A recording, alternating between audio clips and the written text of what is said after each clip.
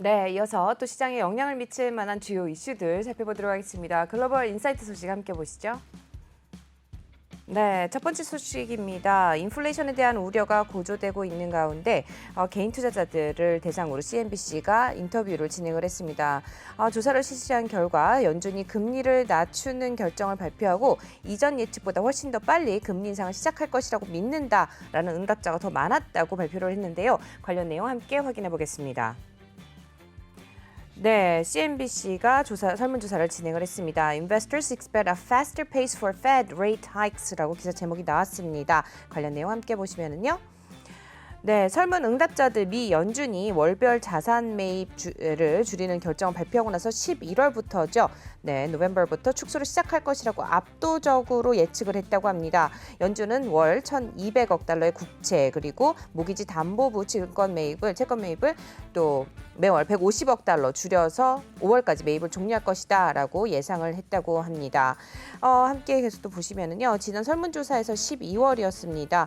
2022년 9월로 첫 번째 금리 인상에 대한 예측을 앞당겼다고 하는데 응답자 중 25명 중에 44%가 연준이 7월까지 금리를 인상할 것이라고 믿고 있고 또 9월 평균은 보다 공격적인 전망을 기다리고 있다. 연준의 완만한 테이퍼링과 인상 속도에 대한 기대는 많은 응답자들로부터 비판의 원인이 되었다고 하는데요.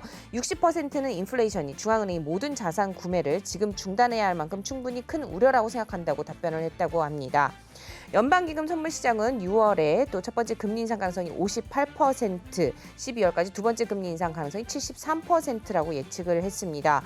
그러면서 64%가량은 지금 최근 인플레이션 증가가 일시적이라고 계속 말을 하고는 있지만 많은 사람들이 여전히 경보를 울리고 있다. 실제로 40%가량은 연준이 금리 인상 문제를 해결하기를 바란다. 그러면서 26%만이 물가 상승률이 1월까지 계속 상승할 것이라고 예상을 하면서 인플레이션이 정점에 달했다라고 이야기를 했습니다. 거의 지금 보면은 nearly 2/3라고 나와 있는 부분 보시죠.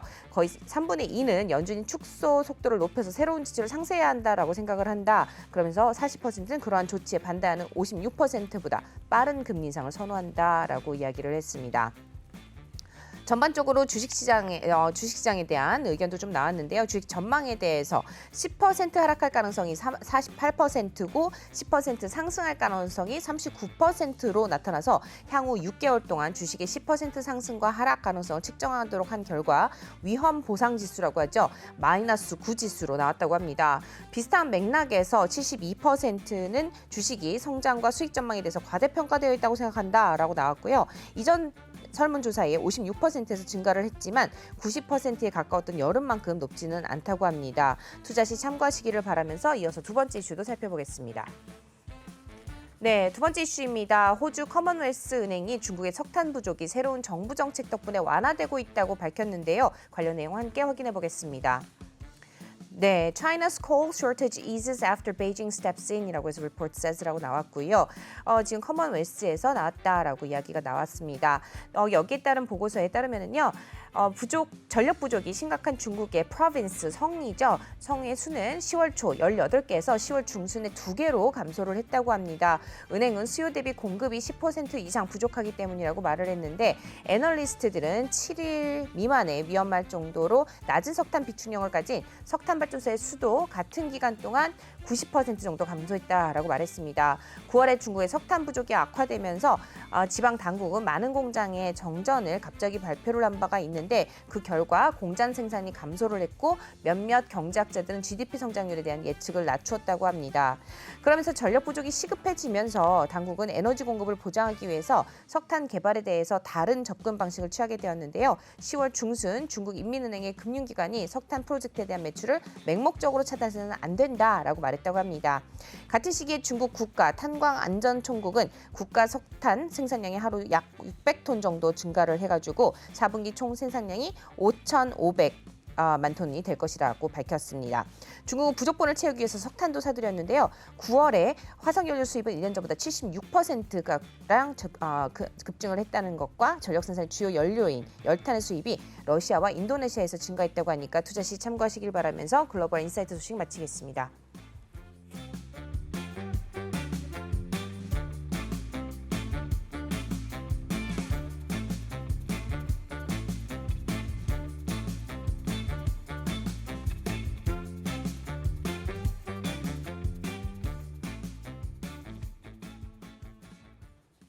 네, 바로 이어서 또 전문가분 모시고 뉴욕 증시 분석과 함께 국내 증시 향방 들어보도록 하겠습니다. 네, 미래에셋증권 강남역 WM의 국제문 수석 매니저 자리해 주셨습니다. 안녕하세요. 네, 안녕하세요. 네, 수석 매니저님.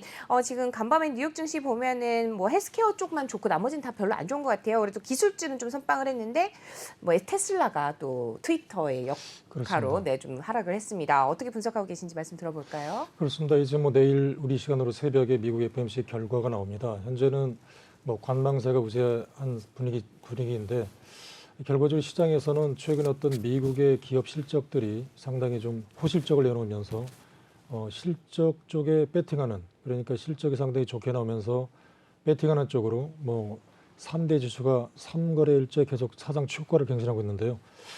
뭐 시장에서는 이제 뭐 결과에 따라서 뭐 한쪽에서는 테이퍼링 예상대로 진행될 거고, 그렇지만 테이퍼링은 계속 유동성이 공급되는 쪽이고, 그리고 뭐 금리 인상 스탠스를 뭐 시장과 충분히 소통하면서 하지 않을까, 이런 쪽에서는 계속 매수를 할 거고요. 또 반면에 이번에는 파월 의장의 인플레이션의 심각한 우려를 표명하면서 뭐 금리 인상 스탠스를 상당히 서두를 거다, 이런 얘기가 나오는 쪽에서는 올라온 대로 팔겠죠. 그래서 이런 쪽이 상당히 팽배한 그런 모습들이고, 특히 무엇보다 중요한 점들은 지금 미국의 어떤 팩터 세일이라는 그 자료에 의하면은 S&P의 어떤 83%가 기업 실적이 상당히 웃돌았다. 그렇기 때문에 아직까지는 테이퍼링을 하더라도 유동성이 공급되기 때문에 적어도 실적의 상향, 여러 가지 공급망 우려 등에도 불구하고 실적 쪽에 배팅을 하는 게 아닌가, 이렇게 보여지고요. 특히 무엇보다도 제약업종이 전일 미국 쪽에서 상당히 좀 강세를 보였거든요. 그래서 우리 시장에서도 최근에 제약업종 연초에부터 계속 내리막을 걸었던 어떤 제약업종이 어느 정도 미국과 관계가 있을지 한번 봐야 될 것 같고, 특히 미국의 제약업종, 헬스케어 업종들이 시장을 이끌었다, 이런 점이 상당히 특징적이고요. 그 밖에 어떤 언더아머라는 어떤 패션 소비, 그리고 에스티로더 화장품 업종들, 그렇기 때문에 그동안에 좀 상당히 좀 힘들었던 이런 종목들이 상당히 좀 강세를 보였다. 다시 말씀드리면 많이 떨어졌다, 뭐 싸다, 뭐 밸류션이 상당히 싸다, 이런 쪽에 대해서도 매수가 들어오는 게 아닌가 싶기 때문에 어떤 종목별에 대한 차별 현상이 다시 미국적에 나오겠다. 그리고 시장에서는 여러 가지 이제 내용들 가운데 아직까지는 적어도, 물론 지금까지는 어떤 그 뭐 공급망이라든가 인플레이션 우려가 반영되지 않은 실적이지만, 그래도 아직까지는 시장에서는 이런 실적을 좋게 보고 매수를 좀 하는 모습들, 이런 모습들이 좀 특징적인 미국의 시장이 아닌가 싶습니다. 사실 테이퍼링 관련해 가지고 우리가 제일 걱정하는 거는 우리나라에 들어와 있는 외국계 자금이 좀 빠져나가는 거 아니냐 하는 그런 걱정들인데, 그렇습니다. 이미 선 반영됐다고 봐도 되는 거죠. 지금으로 봐서는 적어도 어제까지는 그런 모습들이 상당히 좀 선반영이 돼서 해석하고 있는가 싶고요. 네네. 그렇기 때문에 무엇보다 내일 새벽에 뭐 예상치 못한 강력한 인플레이션에 대한 우려감, 그리고 일각에서는 금리 인상을 2번 해야 된다, 뭐 이런 얘기도 나오는데, 네네. 뭐 그런 내용들이 나오지 않는다면 오히려 시장에서는 좀 긍정적으로 보고 네. 바라보는 시각이 아닌가 싶습니다. 네, 뭐 일단 제약바이오주가 좀 좋은 흐름을 가져간 만큼 또 국내도 그쪽으로 좀 지켜보면 좋을 것 같다는 생각이 드는데, 어제 같은 경우도 헬스케어 쪽 좀 좋은 흐름 가져갔잖아요. 오늘 장에서 어느 정도 예상을 해볼 수 있을지 어떻게 보면 좋을까요? 그렇습니다. 지금 제약바이오 업종들을 하게 되면 뭐 작년 1년 내내 좋았다가 금년도 연초부터 1년 동안 떨어졌습니다. 그렇기 때문에 지금 최근에 어떤 주가 흐름을 보게 되면 주가는 뭐 잘 아시다시피 메리트가 딱 2가지잖아요. 뭐 확실한 성장성이 있던가, 아니면 주가가 너무 떨어져서 가격이 싸던가, 이 2가지인데, 최근에 어떤 제약바이오 업종들은 가격이 충분히 싸다. 그렇다고 해서 제약업종이 지금까지 뭐 계속해서 제약업종이 어떤 논다는 건 아니고요. 아무래도 충분한 어떤 그 임상 실험을 계속 했던 거거든요. 그렇기 때문에 한쪽에서는 이제 제약업종의 어떤 세계적인 타이틀이 1월 달에 이제 1월 달부터 본격적인 JP 모건 헬스케어라든가 세계적인 학교가 있습니다. 그래서 이때 지금까지 뭐 1년, 10년 동안 R&D 투자를 통해서 임상 결과를 발표를 하기 때문에, 글쎄 시장에서는 1월 달에 되게 이제 이런 내용을 놓고 해보면서 어느 업종들이 이제 결과적으로 라이센싱하고 기대될까, 이 업종들은 빅파마 가능성이 그 빅파마 회사에서 라이센싱하고 기술 수출할 가능성이 있겠는데 쪽에 시장이 이제 무게중심을 두고 미리 사들어갈 텐데, 지금의 어떤 이런 최근에 어떤 전일 바이오 업종들이 상당히 좀 강했는데, 물론 이제 한쪽에서는 뭐 먹는 치료제도 이제 우리나라 임박했다. 머크 같은 경우가 뭐 12월 달에 나올 거다. 우리나라 쪽에서도 뭐 종근당이라든가 신풍제약 이런 쪽에서 계속 이제 먹는 치료제 개발 가능성을 앞두고 뭐 전일 종근당이 상승했는데 이런 종목 말고요. 어떤 이런 종목 말고 지금까지 어떤 암세포를 사멸시킨다든가 우리가 지금 살아가는데 가장 힘든 거, 그다음에 가장 필요한 것들이 주로 암세포의 사멸 이런 쪽이거든요. 그래서 이런 쪽 우리 일생활과 가장 관련이 있고 이런 모멘텀들이 계속해서 꾸준히 임상 실험을 하고 있는 상황이기 때문에 자 이런 내용들이 과연 내년 1월을 앞두고 어느 쪽이 먼저 노크를 하고 이런 쪽이 파이프라인들이 상당히 좀 가능성이 높을까에 대해서 최근에 어떤 전일 특징적인 종목을 보게 되면 뭐 첫 번째가 매드팩트 같은 종목이 있을 수가 있겠는데요. 뭐 전일 상당히 강세를 보였습니다. 우리가 이제 어떤 암을 이제 걸리는 케이스가 있는데 TGF 베타라는 그런 암세포에 과도한 분비 물질이 있다고 합니다. 그래서 이런 분비 물질이 면역 세포를 파괴가 돼서 암이 걸리는 쪽인데 이런 매드팩토에 뭐 벡토서팁이라는 이런 이제 약을 투입을 하게 되면 이제 우리 면역 세포가 반응을 해서 이런 암세포에서 다량 물질이 풍모되는 그런 내용들을 갖다가 억제시켜주고 그리고 암세포를 뭐 사멸시켜주고 암 줄기를 제어해주고 이런 쪽이 있다고 합니다. 그래서 상당히 관심을 보이고 있고요. 특히 뭐 미국의 머크사 하게 되면 이미 뭐 잘 아시다시피 임상을 성공해서 이제 환자에 투여해서 실적까지 나오는 쪽인데 함께 이제 병영 투여를 하겠다 이런 가능성들도 제기되고 있다. 그래서 전일 상당히 강세를 보였던 것 같고 또 네오 이뮤텍이라는 종목도 미국의 머크라든가 그다음에 로슈 등 다수의 빅파마와 함께 면역 항암제 임상 공동을 진행하고 있다. 이런 쪽도 기대감들. 또 하늘 바이오파마 같은 경우도 뭐 자가 면역 치료 환자들에게 과도하게 활성도화되는 이런 내용들 그리고 또 뭐 갑상선 안병증이라고 하더라고요. 그래서 이제 갑상선 연관을 통해서 눈 주변을 조직을 손상시키는 이런 점들도 상당히 좀 제어시키고 상당히 좀 파급력이 있다. 그러니까 지금까지 어떤 우리나라 여러 가지 이런 기업들이 이제 꾸준히 어떤 파이프라인을 통해서 지금 임상을 성공하고 있는 기업들에 대해서 시장을 관심을 가지고 있다는 얘기고요.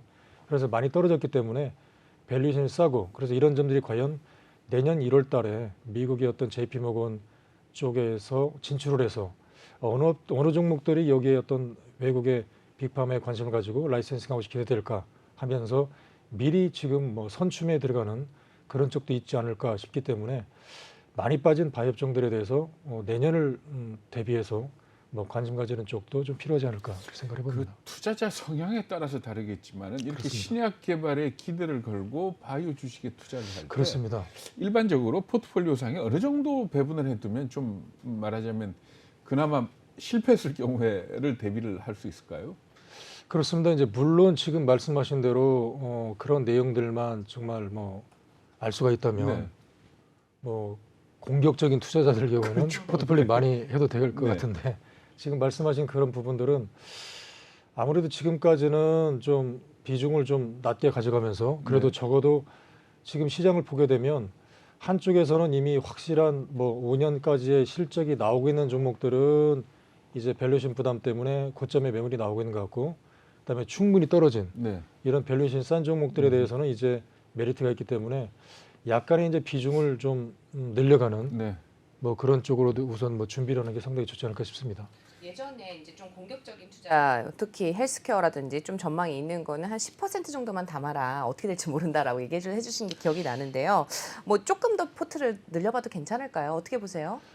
지금부터 이제 이런 내용들이 상당히 중요할 것 같은데 아무래도 뭐 저 개인적으로 같은 경우는 좀 늘리고 싶은데 네. 지금 아마 시장에서는 특히 금년에도 지금 봤지만 작년 같은 경우가 유동성이 팽배한 구간에서는 이런 제약 바이오업종들이 상당히 좋았죠. 네. 상당히 좋았습니다. 네. 근데 지금은 이제 유동성이 축소되는 구간이기 때문에 네. 시장에서 어떤 매니저들 사이에서도 이제 종목 잡기가 상당히 이제 당연히 이제 힘든 구간이 되는 거고요. 그리고 유동성이 축소되기 때문에 아무래도 이제 외국계 자금들도 빠져나가고 있고 그렇기 때문에 종목들 사이에서도 이제 보다 더 좋은 종목으로 포커스를 둘 수밖에 없는 그런 국면이어서 적어도 1월 달에 확인해보고 포트폴리오를 좀 늘리자 이런 쪽이 상당히 큰 것 같아요. 네. 그래서 이런 쪽에서는 시장이 좀 방향성을 가지고 바닥권에서 나는 좀 바닥권에서 사서 당장 오르지 않더라도 좀 길게 보는 투자가다고 보면 좀 약간 미리 늘려놓는 게 좋을 것 같고요. 네.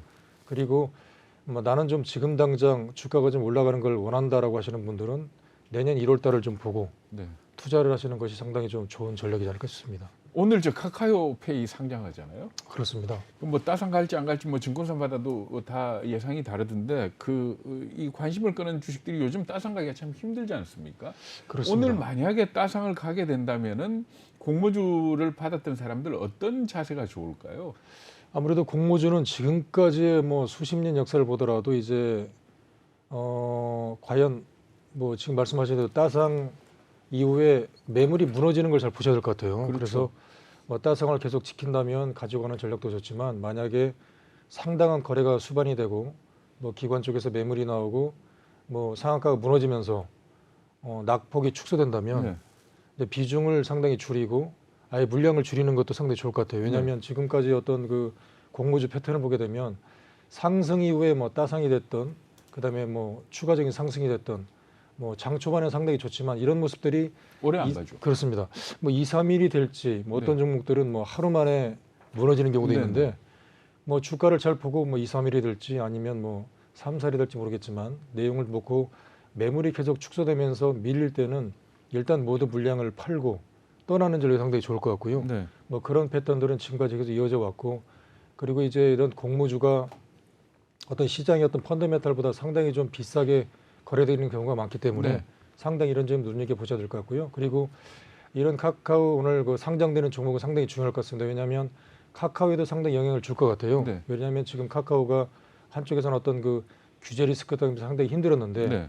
지금 앵커님께서 말씀하신 이런 부분들이 상당히 시장에 호응이 많다면 그러면 시장에서는 카카오에 대해서도 미래에 대한 성장성을 그렇겠네요. 상당히 좋게 본다는 네, 네. 쪽이기 때문에 오늘 이 주가의 어떤 움직임 네. 과연 며칠 동안 갈 건가 네. 이런 점들도 상당히 어떤 카카오의 주가 향방에 상당히 중요한 요인을 미치는 네. 모습이 아닌가 싶습니다.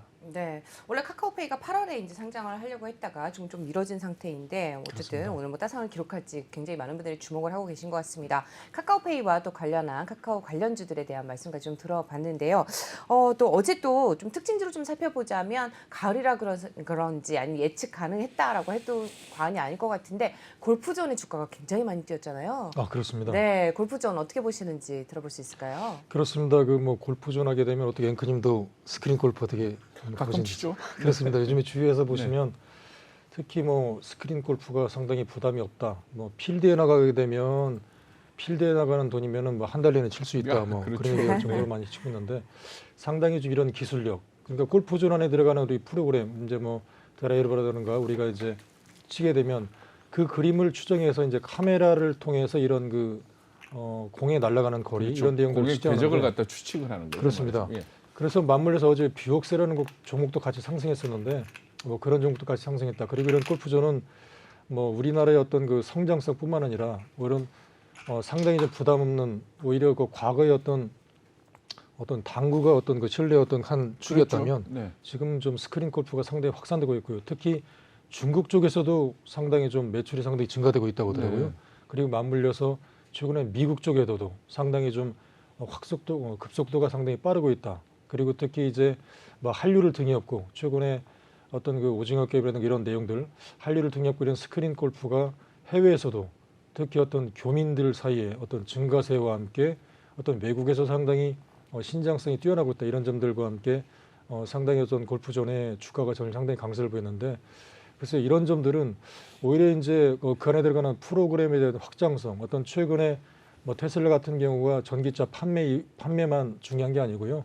그 안에 들어가는 이제 어떤 그 데이터 프로그램의 확장성 이런 점들이 더 부각되고 있는 점들인데 이런 골프존들은 과연 이제 뭐 또 주위에서 보게 되면 뭐 골프존 이외에 뭐 다른 스크린 골프도 있었는데 어떤 골프존만 뭐 유일하게 뭐 사람들이 많이 가는 이유들은 그 안에 들어가는 여러 가지 다양한 프로그램들 이런 점들을 많이 눈여겨보는 것 같은데 뭐 이런 수요 급증성과 함께 이런 종목들도 뭐 또 하나의 대안이 되고 있다는 차원에서 심지어는 이제 필드를 나가기로 약속을 해놓고 거기에 따라 이제 뭐 그림을 그대로 이제 그리기 위해서 스크린 골프를 미리 치고 간다는 뭐 그런 쪽도 많이 반영이 되고 있는 것 같아요. 그래서 그리고 저는 요새 상당히 보니까 그 타운하우스라든지 아니면 펜션을 지으면서 아예 이 실내 골프장 이 그렇습니다. 시스템을 넣는 데도 또 생겨나더라고요.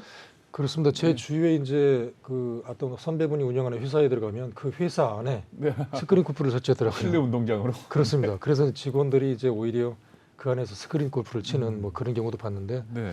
글쎄 이런 점들이 상당히 이제 확산이 되고 있고 특히 이제 가장 중요한 점들은 해외에서의 어떤 매출 증대 네. 이런 점들을 뭐 전일 어떤 그 시장에서는 상당히 주목했던 것 같아요. 그래서 특히 중국이라든가 이제 미국 쪽에서도 시작이 되고 있기 때문에 이런 해외에서 매출 증대 기대감을 미리 주가가 앞서서 움직이는 게 아닌가 싶기 때문에 상승이 좀 뭐 관심이 필요한 그런 대목이 아닌가 싶습니다. 네, 뭐 골프 관련주들까지 좀 말씀 들어봤습니다. 뭐 아무리 가을이 왔고 또 10월과 11월 초만은 또 이제 날씨가 굉장히 좋다 보니까 많은 분들이 골프를 즐기시고 계신 것 같습니다. 골프존의 주가도 함께 확인해봤고요.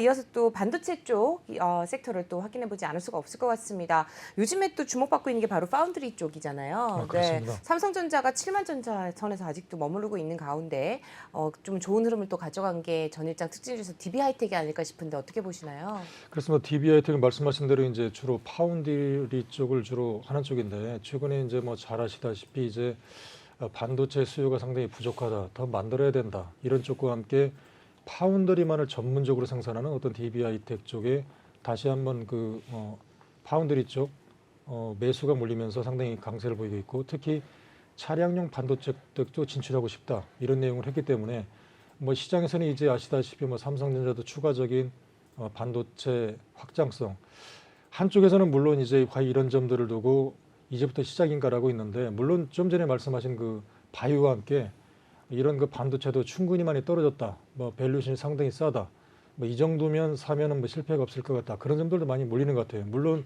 뭐 PC라든가 스마트폰에 대한 성장성 이런 점이 매출이 상당히 아직까지는 둔화되고 있기 때문에 뭐 본격적인 상당 부담이 되겠지만 말씀하신 대로 어떤 파운드리 미국 쪽에서도 글로벌 파운드리라는 회사가 상당히 좀 강세를 보였고 그리고 CEO마저도 반도체가 상당히 부족하다 그렇기 때문에 더 만들어야 된다 이런 쪽과 함께 미국의 글로벌 파운드리 주가도 상당히 강세를 보였는데 그래서 우리나라의 어떤 DB 하이텍 같은 경우도 파운드리 수요와 함께 전일에 상당히 강세를 보였나 이런 점들도 상당히 해석해봐야 될 것 같습니다. 네, 반도체 또 파운드리 공정에 또 효율화가 되어 있는 또 DB 하이텍의 주가까지 말씀 좀 들어봤습니다. 삼성전자 주가와 또 SK 하이닉스 쪽도 어떻게 보시는지 말씀 들어볼 수 있을까요? 그렇습니다. 이제 전일 어떤 외국인들이 5천 원 만에 매수가 들어왔는데 이제 이런 쪽이 적어도 바닥은 친 것 같다라고 생각이 됩니다. 근데 이제 중요한 점들은 본격적인 상승은 아직까지는 좀 PC라든가 그다음에 현물 가격들이 아직 본격적인 상승을 하지 않기 때문에 물론 뭐 본격적인 상승은 시간이 멀었다 이런 쪽은 뭐 의견이 나오는 것 같고요. 하지만 뭐 전일 어떤 외국인 매수 어떤 그 추가적인 뭐 공급적인 뭐 내용을 앞두고 적어도 어떤 바닥권에서 탈출은 어느 정도 나오지 않았나 그렇게 상당히 해석이 됩니다. 네, 말씀 잘 들었습니다. 오늘 여기까지 들어보도록 하죠. 오늘 도움 말씀 주신 분 미래에셋증권 강남역 WM의 국제문 수석 매니저와 함께했습니다. 말씀 잘 들었습니다. 네, 감사합니다. 안녕하세요. 내외경제TV의 장유진입니다. 저희 내외경제TV의 다양한 콘텐츠 잘 보고 계신가요? 더 많은 영상과 콘텐츠를 원하신다면 화면 왼쪽에 있는 버튼을 누르셔서 저희 내외경제TV를 구독해주세요. 저희 다시 보기 채널도 있으니까요. 많은 관심 부탁드립니다. 안녕!